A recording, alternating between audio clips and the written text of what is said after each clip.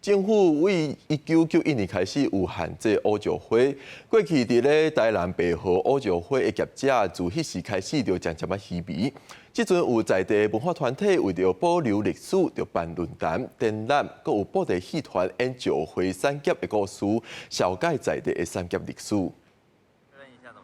真大座的石花窑，即摆真罕看会到，因为台南白河遮的人拢咧做石花，因会先去山顶挖石头，佮用火药落去崩，落尾伫顶头的炉用一烟土炭甲石头放入火炉，好慢慢点底，烧好石花就会落落来。毋过政府今日破坏地景、参环境，民国80年禁止挖石花，地处白河到单村3间石花厂，为着保存产业的光景，店是店仔口文教协会办系列活动，要甲大家小解在地文史。 工业社会因为人数嘛较无遐济啊，即摆拢直接用机械，无用人工啊。正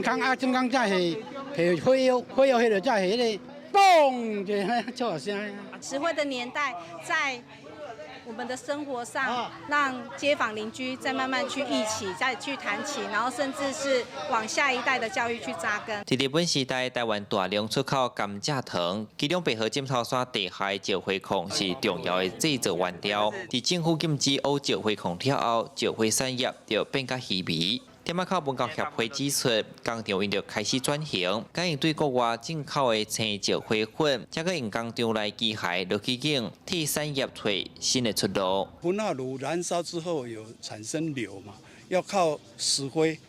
去把它抓下来，所以它的最大的客户现在就是供应给。